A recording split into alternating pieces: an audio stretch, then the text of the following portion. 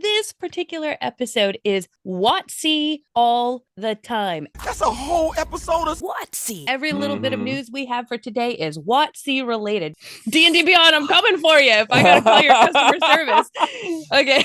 We got this woman on here. She's screaming about telephones or something. Oh gosh.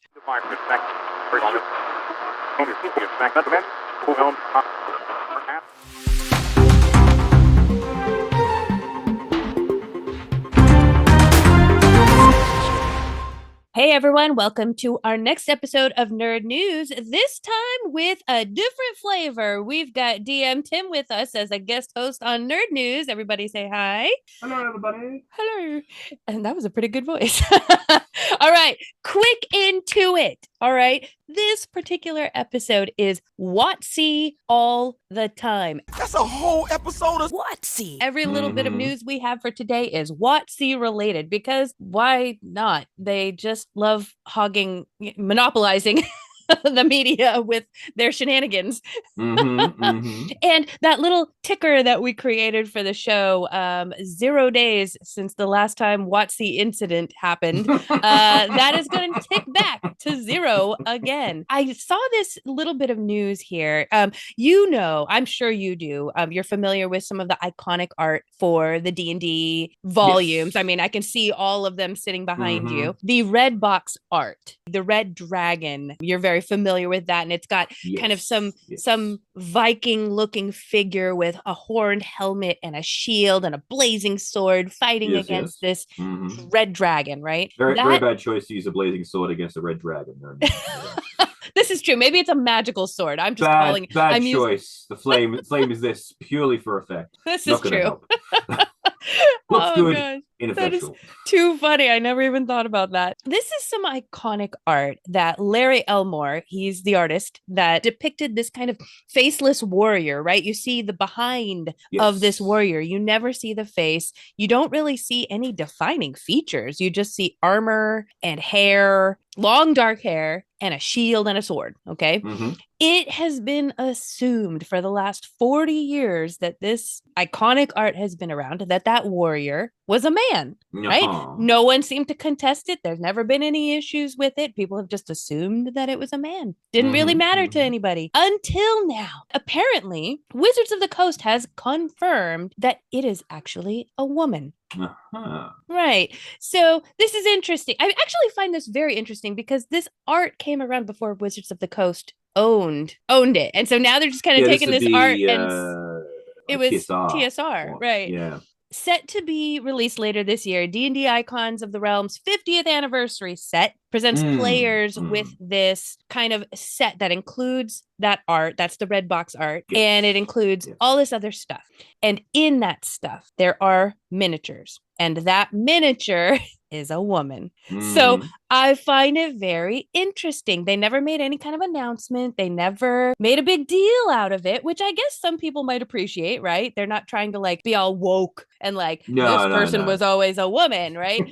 They just kind of silently put out this mini and said, this is the character from the red box art. What do you think about that? Do you think? Yeah, I actually just brought up the artwork myself because it's been a while since I actually looked at it too. So the blazing sword, actually, from the look at it, looks like a sun blade, which is basically the lightsaber for D&D. So it's a hilt with a sun bladed energy. a lightsaber, a real lightsaber. Honestly, looking at that picture there, I can definitely see that was like if someone said, "Oh, that's a woman," it's like, "Oh, okay, yeah." I can definitely see that. There is actually there is shapeliness to this model, especially on the angle that we're getting it from behind. If we put it delicately, you're right.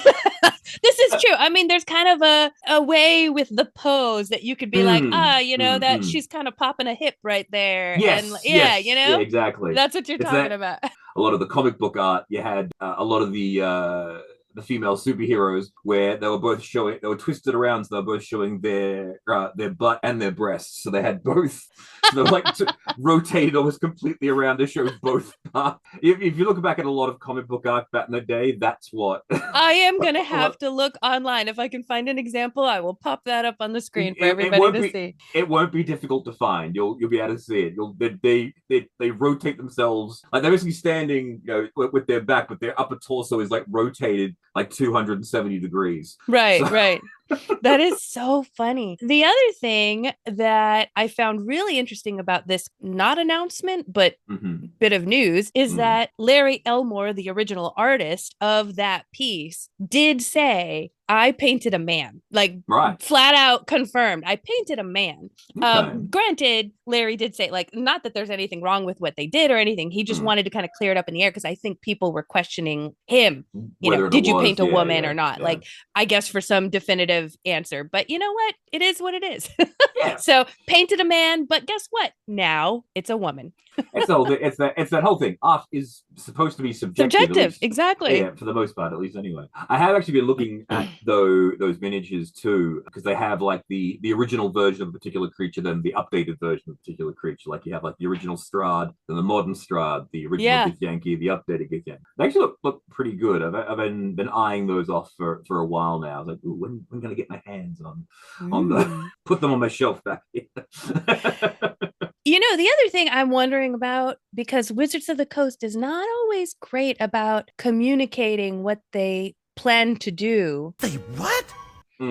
I wonder if they just didn't announce it because they just didn't think to announce it. And it wasn't really a tactic of, we're not going to be very woke over here. We're just going to quietly put this out. It was more of a, oops, we didn't say anything, but guess what? People are saying that's awesome. It's a thing. Yeah, I think it sort of became a thing. Is do we need to talk about this? I didn't think we needed to. We made this decision. It's a thing that happened, and people think it's we need to. They just fell forward gracefully. Yeah, I guess we'll talk about this. Got boobs. What was it back in the 80s? You had the character of Samus from Metroid. Yes. I remember that was a big deal when everybody found out Samus was a woman. Mm-hmm. Yes. Everyone assumed that Samus was a dude. Then at the very, very end, takes off the helmet. And I think it was if you got 100% or a certain percentile in the game completion, you got a bikini shot. A very it's still there's still the pixelated 8-bit character, but it's like yes, okay, that's great. I'm glad you remembered that. I completely forgot about that until now. Hey, I want you to check something real quick. Your microphone has sounded better than this. I know what's going on. How's that? Whoa, yes, much better. It got one of those. What's that? So they're all my different microphones. This is my recording. Oh, okay. So yeah, it picked up one of them. I think it was recording using that one. So, welcome to the show. We had microphone issues last time, and now we have I got microphones galore. So there you go. You can better. You can include that. You can include that little tidbit so they can see all my. Oh, I will totally include that. I wasn't even going to ask. There you go. Everyone, now we can really hear Tim. Hooray. Yes. All right, let's move on to our next bit of news. Vecna Eve of Ruin. Okay, it's funny. I've been hearing about it coming out. It did not click in my brain that this is going to be the final campaign that WoTC will put out for D&D 5e. So they are releasing the anthology book for the Infinite Quest from the Infinite Staircase, which is coming out, I believe, in September.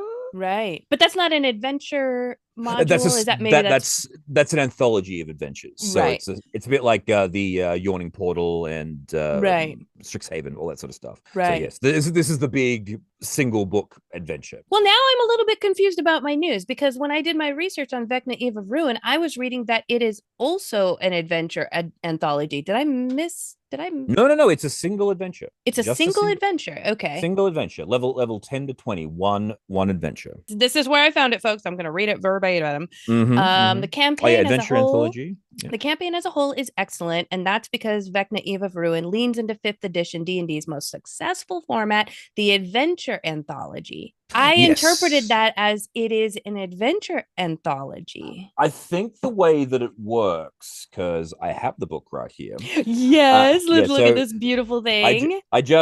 So we went down to the local game store not 1 hour ago and picked this up, and I thumbed through it. So what I was able to glean in my small foray into the book, my first impressions, let's put it that way. Okay. So the book itself is 11 chapters, but each chapter is kind of its own mini adventure. The idea behind it is like Vecna's back. Spoilers. Spoilers, everyone. Yes.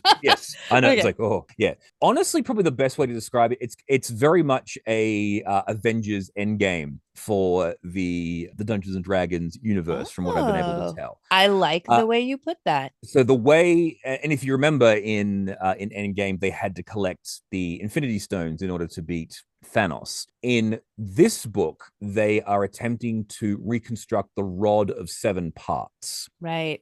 So it is a very powerful artifact, and it's been broken into 7 bits. And so once the characters are put on that adventure, each chapter is its own mini adventure to collect a piece. One of the rods, or pieces. You could conceivably run each of these chapters as their own solo adventure, or run it as one massive thing. Got it. Yeah, so that's how it works as an anthology, because each chapter is a different location, and they're all vastly different. Right. I did read that it was going to take you through, characters will travel to every plane of the multiverse. That includes Forgotten Realms, the Underdark, Gary Gygax's own plane of Orth. Yeah, it's Orth. Yeah, it's another way of pronouncing Earth. Yeah. Spelljammer's mystical astral plane, the war-torn lands of Eberron, the clinging gothic mists of Barovia and Kryn. It really does kind of sound like that's Endgame. That is so because like that the thing about this is that you've got basically every single major villain that has existed in D&D in 5th edition, and probably almost since the beginning of D&D in here. You've got a Sirac, Lolth, Lord Soth, Mishka the Wolf Spider, Strahd, Tiamat, and Vecna. Those are all the big bads. All there. Every single one of them is featured in this book. And then on the Avengers side, I suppose, you've got Illustrel Silverhand, Mordenkainen, and Tasha. I mean, it sounds a little stacked against the good guys. So you got these 3 very powerful wizards there. I think they're actually collectively known as the Wizards 3. So what I was very surprised about was they didn't put Elminster into the book, but I guess he had a lot of time in Baldur's Gate 3, so I guess they didn't want to have too much overexposure for him. I guess, yeah. I read that there were exceedingly violent encounters. I guess that probably plays into the fact that they've just dumped all the big bads in this book. Yeah, absolutely. I mean, and the idea is as well is that this is a level 20 adventure. I think only one of the 3 level 20 adventures they have in 5th edition. I mean, the Keys from the Golden Vault and the other anthology books do go up to higher levels, right? But this is like one of the only ones that actually takes you there as one progressive story. Wow. So this one goes from, excuse me. Bless you. Thank you. Son of a bitch. They always come in 3s. Yeah. But not when I call it out, apparently. No. You embarrassed it. Yep, I did. I scared it away. Oh, no. Here we go. Nope. Okay. Okay. Fool you! It's threatening. It's threatening. This adventure it goes from level 10 to 20, so it's one because the other 2 definitely being a higher level campaign. Yes, so you're always going to have those really vicious encounters when it comes to higher level stuff, because you need to, because one of the things is the game in Dungeons and Dragons isn't very well balanced at the best of times. But at high levels it is exceedingly unbalanced, especially against oddly enough, it's really unbalanced against the dungeon master. Right, it is. When you've got these 4 to 5 demigods on on the table, you really need to throw some vicious stuff at them, because there's a lot more stuff that they can do that will wreck your plans, as it were.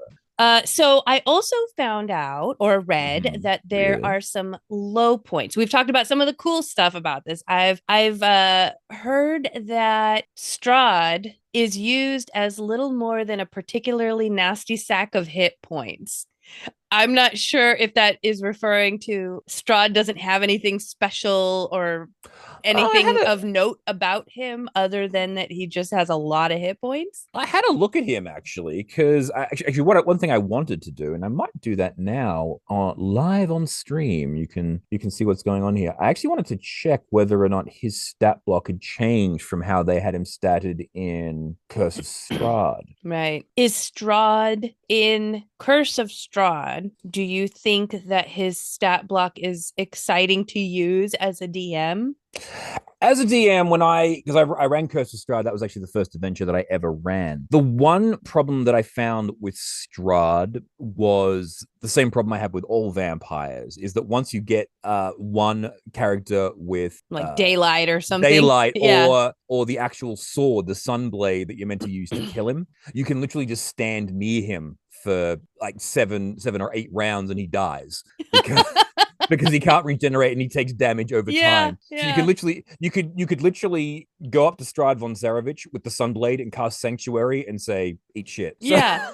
Wow. Hey, tip players. That's how you get Strahd. I learned today something important. Yeah, exactly. It's like, put the sun down. It is just get a tan, Strahd. No, I don't want to get that. Get that away from me. But I will say this though, because I'm looking at the 2 different stat blocks here for Strahd, because you've got Strahd von Zarovich, which is the original stat block, and then he's now Strahd, Master of Death House. Because what it looks like they've done here with the Strahd chapter is there was a little sub adventure or a little mini adventure at the back of the Curse of Strahd book, which was called the Death House, right? Which was one that a lot of people run. I think they did reuse it. They've redone the Death House and upscaled it. Oh, okay. So it's been upscaled. Okay.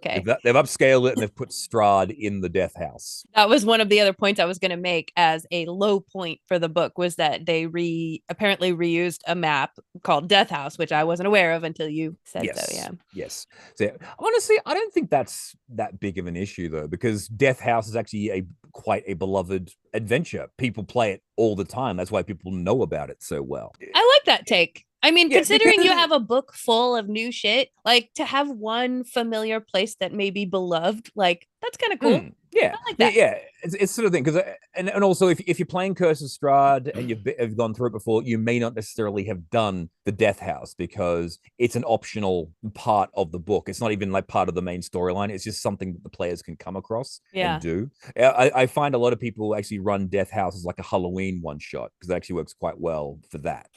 Okay. Interesting. I wonder, I would be interested, folks, comment in the blah blahs down below. If you've played the original and then you do play this, I would be interested to find out if you were bored, if you liked it. Did it feel exactly the same? Did it feel different? Yes, unfortunately, I haven't had a chance to go through it, but the map looks relatively the same. Right. But I will say this though, actually, Strahd kind of looks he's a lot beefier. He's got a lot more options in terms of what he's able to do. He has an ability called Death Strike. So he's not just extra hit points. They did give him some different things to do. Yeah, this version has got less spells. I won't go through them all because I don't want to spoilers for people, but he has Death Strike, Blighted Fire, which is a recharge ability, and he also has bonus actions. So he actually can do a Bite, Beast Form, and Mist Form as bonus actions. I wouldn't worry too much about spoilers, by the way, since we've already kind of dug into it. Fair enough then. So yeah, it's always the thing about Strahd though. As cool as Strahd is, he's at his best when you're not fighting him. Really? He's more of a NPC to encounter. Yeah, Strahd, he's an experience. Strahd, in my experience, the way that I've always found Strahd is he's there as a unkillable threat. a looming presence, because the whole thing about Strahd in Barovia is that he sees everything. He knows everything that goes on in Barovia. Barovia is his prison, but he's also the master of the prison, but he can't leave Barovia. Everyone fears Strahd. No one wants to oppose him, but everyone hates Strahd. So the fact that he is always trying to manipulate the players in order to, trying to beat the dark powers of Barovia, which he'll never be able to do, that's always more of the intrigue of Strahd. I kind of liken it to, probably a best way to do it is Cthulhu. Yeah. Right. As soon as you give stat blocks to Cthulhu, you make him able to be killed. Oh, yeah. And once he's able to be killed, then there's no existential threat behind him, because there is a way to defeat him. One of my favorite D&D inspirations, Noah Antweiler, is one of his favorite sayings: if you stat it, they will kill it. So, yes. when you've got bad guys that don't have stats, it means they can't be killed. They're a lot more of a threatened, because you literally cannot kill them if there's no stats for them. Which is one thing I was very happy about in the Planescape universe. The Lady of Pain is the ruler of Sigil, and the one saving grace, even in the most recent book, is they've never given her stats. Yeah, you can meet her, but if you try to fight her, you lose. Yeah. So I'm going to try and fight the Lady of Pain. It's like, oh, guess what? You lose. Yes.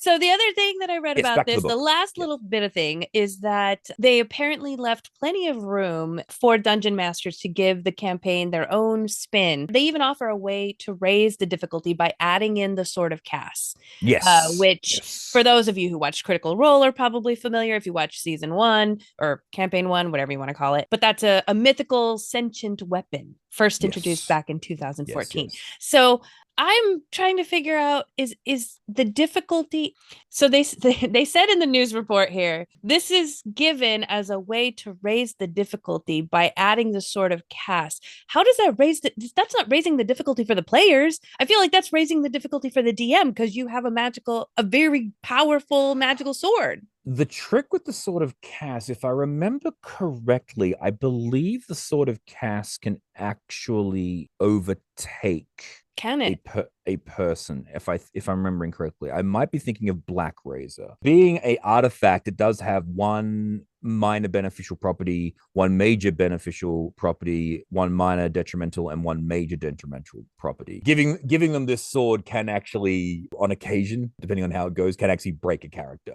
So those sort of legendary effects can mess people up. Interesting.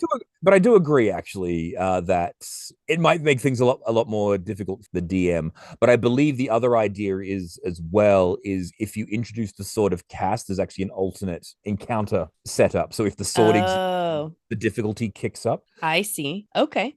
That may be what they're going on about. Yeah, because I was really confused when I read that. I'm like, but isn't that sword meant to kill Vecna? Like, that's because Cass was Vecna's lieutenant. Oh, I love learning the lore. You know the lore about this? Okay. Yeah, so Cass was Vecna's lieutenant, and Cass, he's known as Cass the Betrayer, because he was the one that killed Vecna the first time when he first attempted to ascend. Using this sword, which is why this sword has the ability to hurt him even more. The sword itself actually has, anyone who has the eye and hand of Vecna, it relentlessly will chase them down. So, like, because it has a personality that is actually, like, you can do contests of wills, things like that. So again, like, if you're not doing what the sword wants you to do, it may, like, the DM, at the DM's discretion, of course, right? It may try to force you. Yeah. Exactly. Maybe that was just them doing some sneaky marketing. Sneaky marketing. Yes, yeah. The Sword of Cass. Get your Sword of Cass today. Make things more difficult for your DM. Get yours today. Yes, we're not going to say who it's more difficult for. You can make your own assumptions.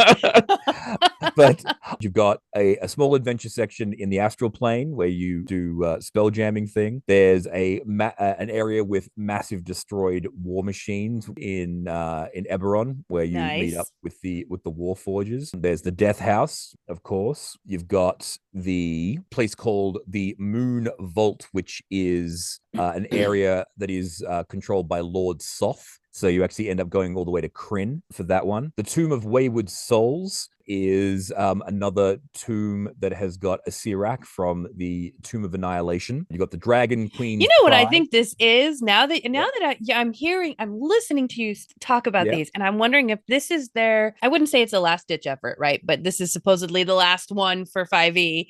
Oh yeah, exactly. That's their introductory taste test into all the different things, so that if somebody plays this one, let's say they're new to D&D and they play this one, they'll be like, oh, I liked spell jamming, let's do that one. Oh, I liked the Tomb of Annihilation, let's do that one. Like they get a little taste of everything. It's also the same thing as well, is that it's because it's the last one. It's like the farewell tour, right? Yeah. Yeah, because again they go in, they visit the halls of celebration for Tiamat. They also do racing using you go to Avernus and you do racing using the infernal war machines. Hey folks, if you guys didn't watch our previous episode of the game, you should go watch that, because we talk about these Avernus style vehicles there. Like everything that I read through is like, yes, I want more of that, I want more of that, I want more of that. Yeah. So yeah, good. It's like a Werther's sampler box of all of the different adventure modules. I like this. This is great. In D&D 5e. So it takes you from Sigil all the way to a brand new alternate reality, and through all the different settings that they've gone through before. So let me ask you a question, because I see all your D&D books behind you, but you do use D&D Beyond, correct? Correct. Yes, I do. Right. Now, do you also buy the books on D&D Beyond as well? I do. Yes. Wow. Super fan. Yes. Look at you. Yes, the reason I get the physical, it's funny. I buy the books on D&D Beyond because of the ease and convenience, but I also get the physical books because D&D Beyond is often not reliable. Yeah. If the site crashes, I have to go back to my physical book. I can continue to play. That's really some dedication, though. I would not do that. I would either buy the book or D&D Beyond. I would not buy both. Yeah, that's some real dedication. Okay, so gosh, maybe this little bit of news then might not affect you so much, but folks, just as they didn't announce that the warrior was a female, they just put out a little mini. They also did not make any announcement that a la carte purchasing on D&D Beyond is no longer available. Now, if you use D&D Beyond a lot, you might already know this, because you might have come across some issue. But if you're not somebody that's on that platform all the time, this might become as like completely news to you, okay? It's mind-boggling to me that they decided to take this away. Did you ever purchase anything on D&D Beyond that was a la carte, like certain races or subclasses or anything like that? I never did, because ultimately when I looked at it, I always found that when I would want to buy things, like I want to buy like 3 or 4 different things, and I found, well, if I'm doing that, I'm basically buying half the book. I might as well buy the whole book. That was always my attitude, because the prices for the a la carte purchases I always thought were way too high.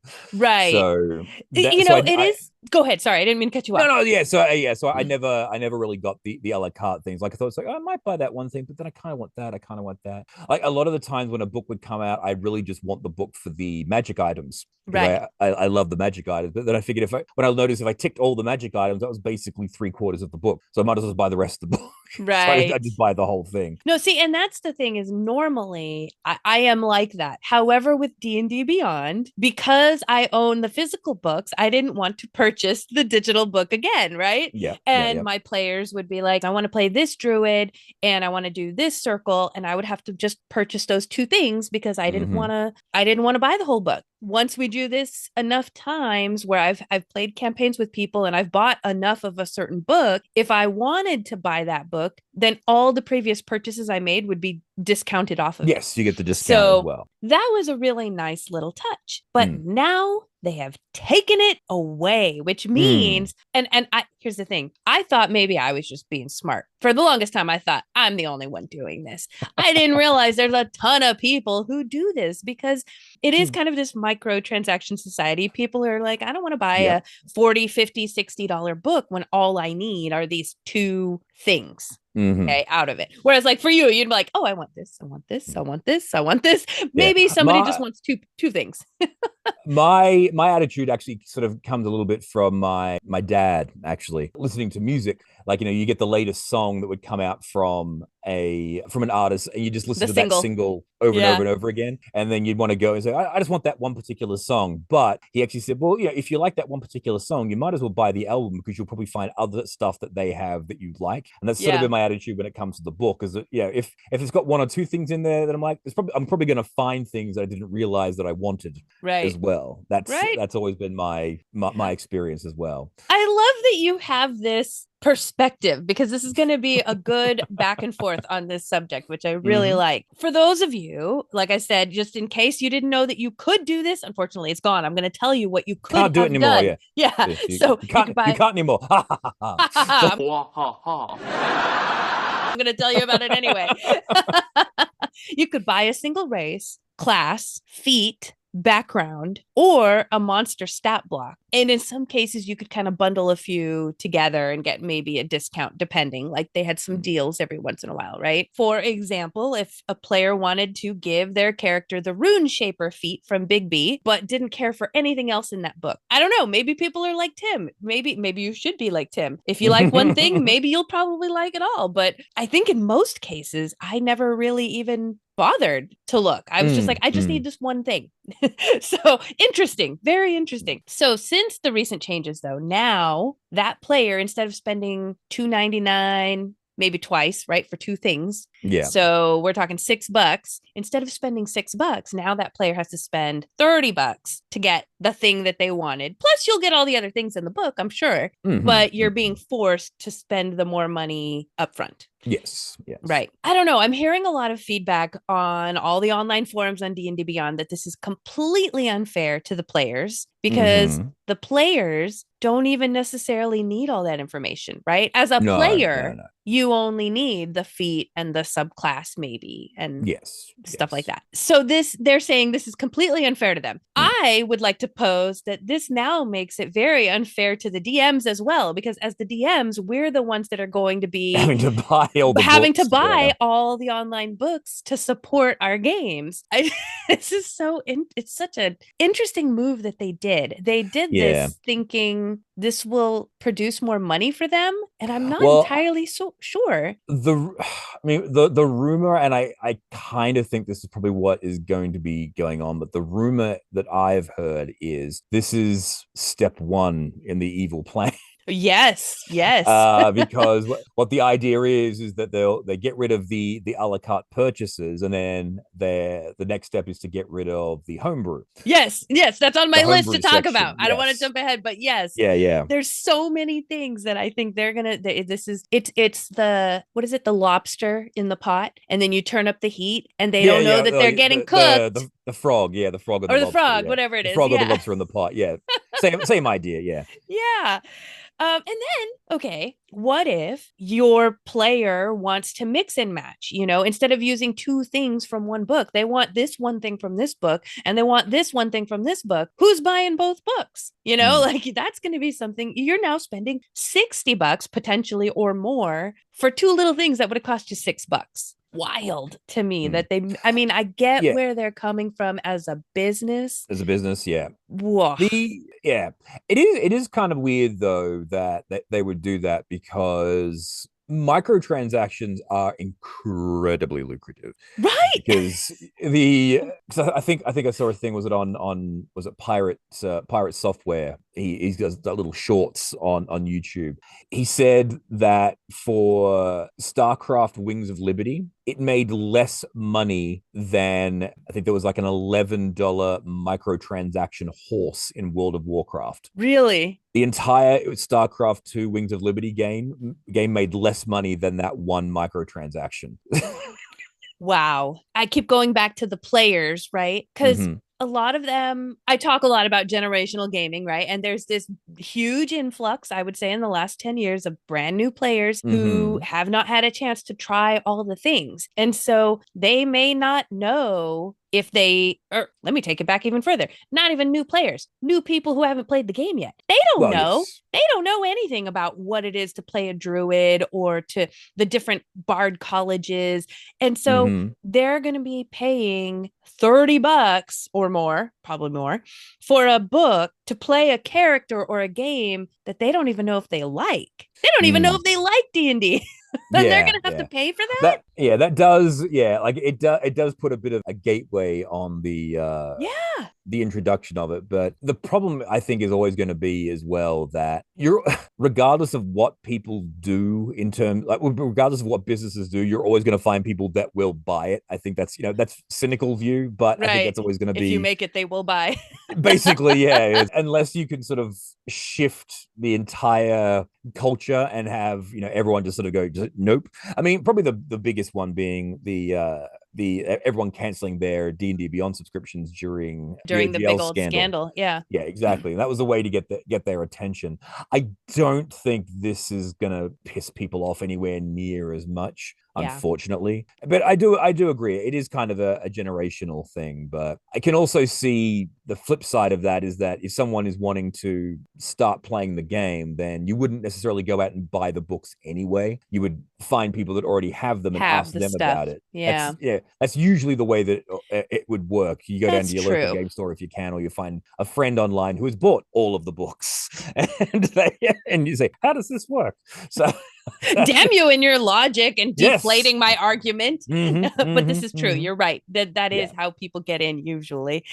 I can see it being a sort of a bigger problem for a starter group. That'd probably be the best way that I would see that being a problem, because that's going to be a big investment just to even get started. Exactly, because when I first started playing D&D, I had my player's handbook and I had my DMG and my monster manual, and then I bought the Curse of Strahd book, and then D&D Beyond came out, and I said, "Oh, this is awesome! We can do this." But then I didn't realize that I've got to buy all the books again. Ugh, fine. So we didn't use D&D Beyond for a while. Not the entirety of the first campaign. We didn't use it, and then over time, different players in our group picked up different books on D&D Beyond. So then we activated the content sharing, and then as a group, we all had access to the different books. So we sort of had our own community library, as it were, which I think is going to be interesting actually to see how they're going to go about that, because I'm a little bit concerned that's where they're going to start going at next. That's going to be the next big thing. The content sharing really is where I think they're probably losing out on their profits. The profits, thank you. Yes, that's what I'm looking for. Because again, the DM has to pay a subscription in order to be able to share the books, but the amount of money that you pay for a subscription versus the amount of books you're potentially not selling is incredibly off balance for them. So let's talk about this.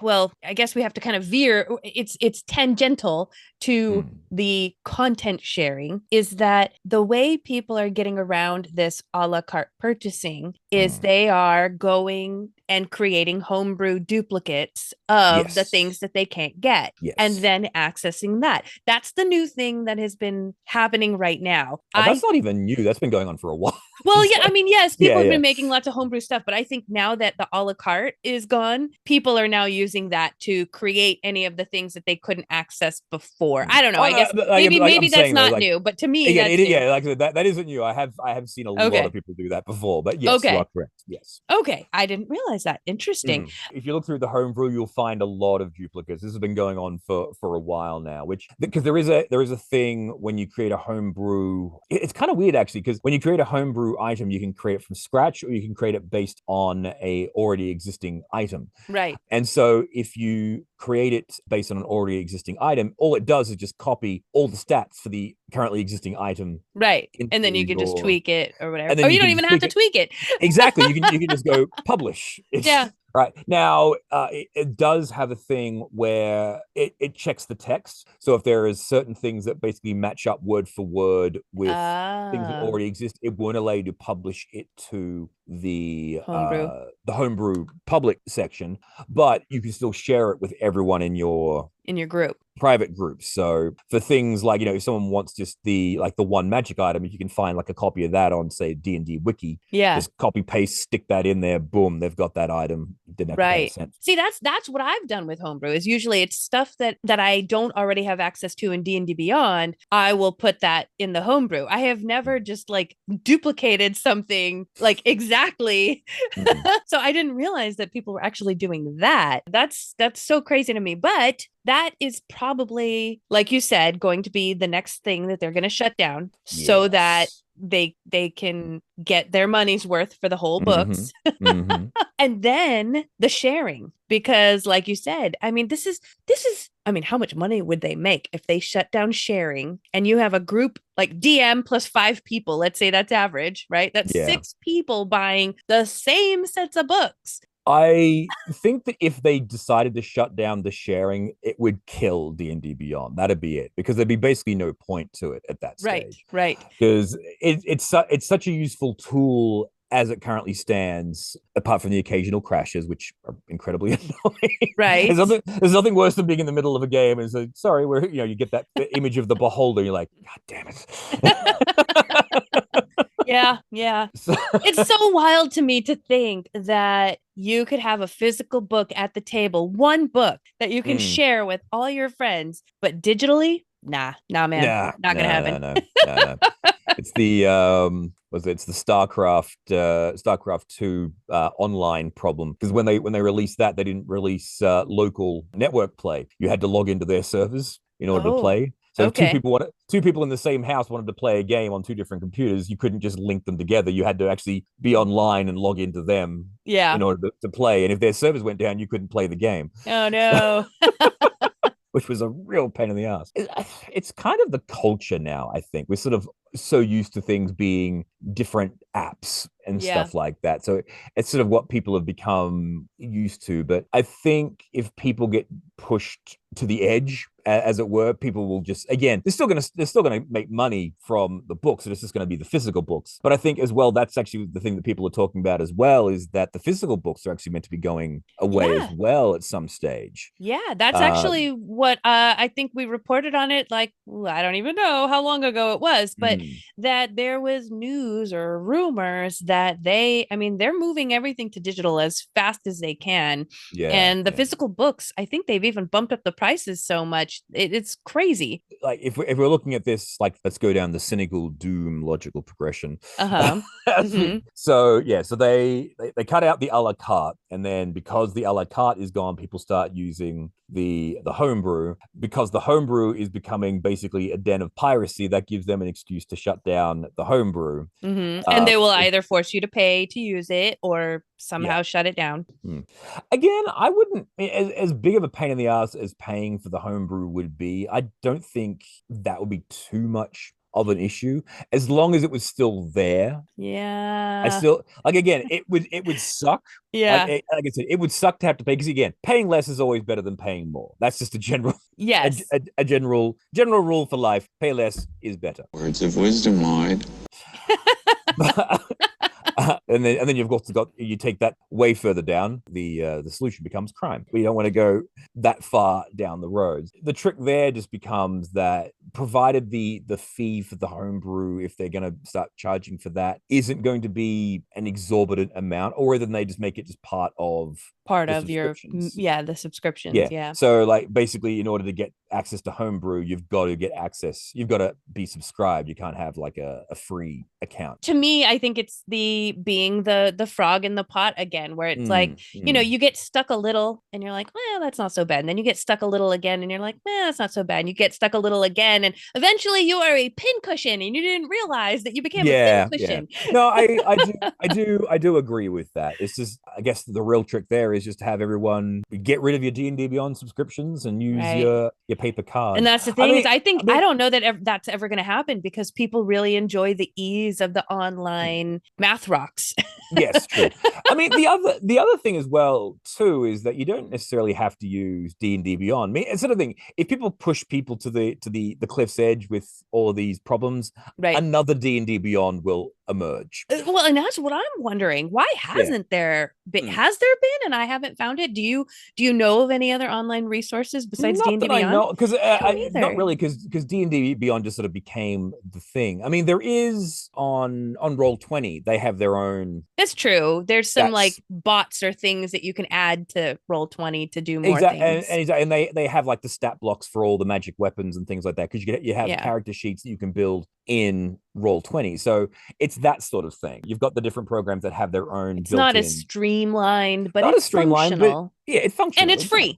Exactly. But again, I think actually with Roll20, the DMs still actually have to pay as well. It's a similar. Oh, really? I think so. There are. I mean, I don't pay for mine, do I? I have to look. I've had one for such a long time. I don't remember. I will say this. I'm speaking totally from complete inexperience. I have. I was going to say your ass.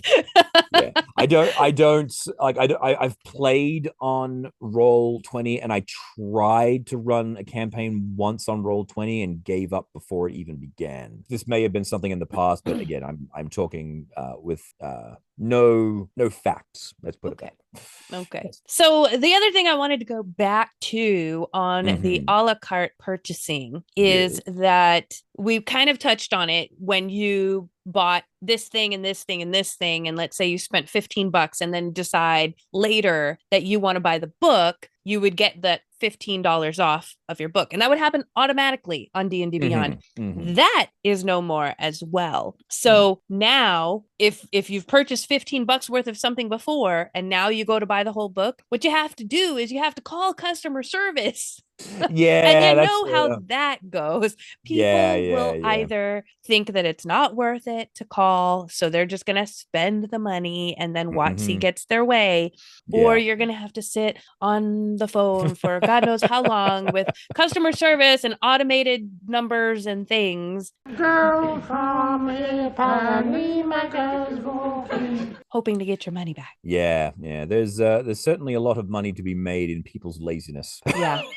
Yes, right. I think a lot of platforms actually do bet on that. They're like, the free, here's the free trial for 7 days. Don't forget to cancel your subscription.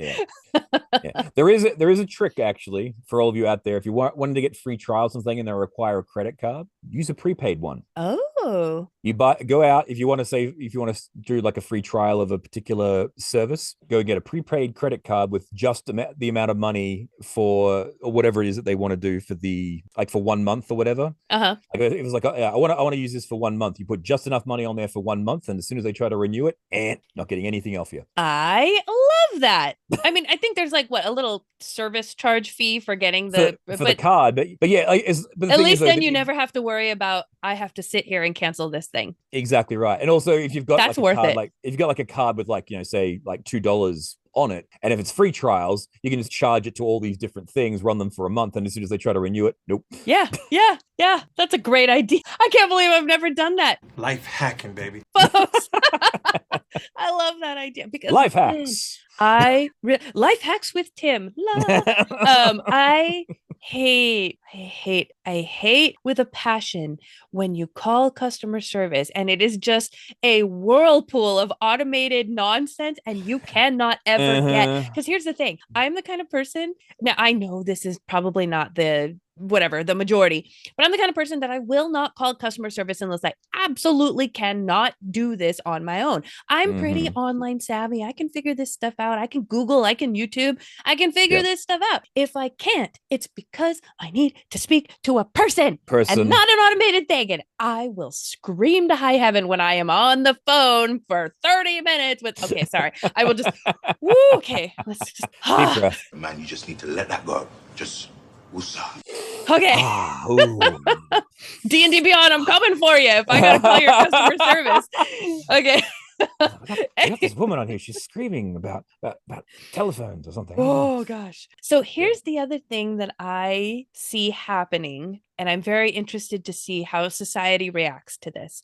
I'm sure you've seen online, there's a divide on how people feel about paid DMs. Yes. Professional DMs. Yes. If DMs have to basically bear the brunt of the burden of cost, I can totally see as a DM going to his buddies and saying, hey, I'm running this thing for you. I got to spend $30 on this book. You guys want to split it? $5 each. Okay. Now you're paying $5 for a whole campaign or whatever this book is that your DM bought. But that's kind of similar to paying a DM.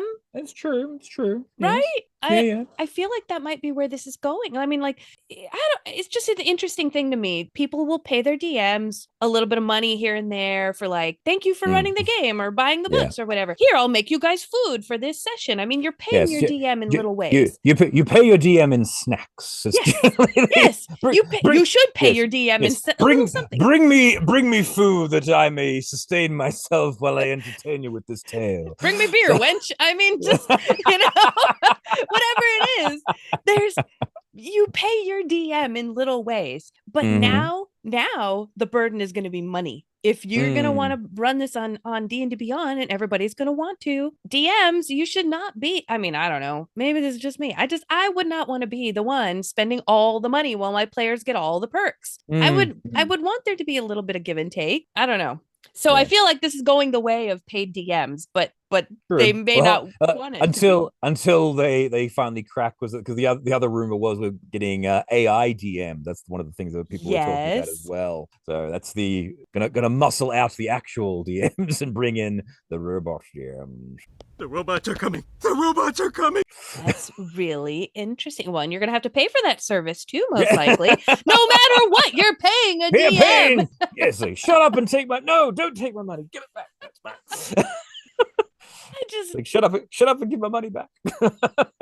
It's so interesting to me where this is going to go. Looking at the way that the DD is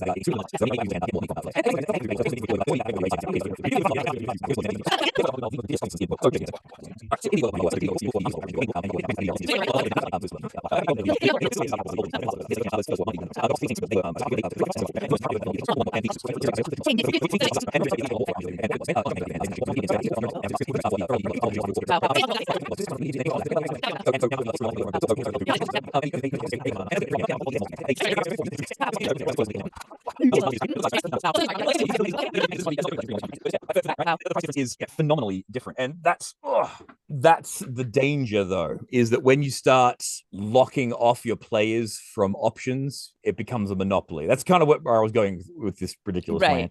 Yeah, it's okay. Completely off topic. It was entertaining watching you. Not really. Yeah, it's like, you know how much I paid for this back in mind. Did you hike through the snow 5 miles both ways? Barefoot? Both ways. Yeah, I had to paint the fine details with this. That's all I had. Thanks, Grandpa. Oh gosh. The final little bit of news is that you're going to want to keep your eyes open for June 18th if you are interested in putting a pre-order in for the new set of core rule books for D&D. They will be available. The PHB, sorry, let me rephrase. The Player's Handbook, in case you didn't know what the PHB is, the Dungeon Master's Guide, and the Monster Manual. They are each, I think, going to be priced around $49.99. Nowhere near the astronomical prices that Tim is being held hostage at, but $49.99 each. The thing is that you're not going to get them all at the same time, though. The Player's Handbook is going to be released about September 17th. The Dungeon Master's Guide will be November 12th, and the Monster Manual will be February 18th. I was going to say this would have been timed really well for Christmas, except that then you don't get the Monster Manual until February 18th. So you're going to have to just do your Dungeons and your Dragons without the dragons. Well, I can see that the Monster old Manual, dragons. Yeah, I say the Monster Manual's not overly necessary if what they're planning to do is what they're planning to do, because this isn't necessarily 6th edition. This is like 5.5, right? Naming it. Yeah. So all of the old books will be compatible with this new edition. So you'll still be able to use your old monsters with the new set. As my common phrase is, I don't see it as that big of a deal. Yeah. Tim, nothing's a big deal. You need to put that on a t-shirt with this face. Yeah. It's not that big of a deal. My t-shirt would be all the time. Whoa, now I'm worried the internet is going to screenshot that and create shirts for us at some point. Please don't. Just get them to Josh. It'll be Nerd Newz. It's not that big of a deal. So Oh my God. All right, folks. We're going to end it here. We will see you next time with Nerd Newz. Thank you, Tim, for filling in. And No this was problem, a lot of fun. anytime. I appreciated it. All good. All good. All right. Well, That's bye. that.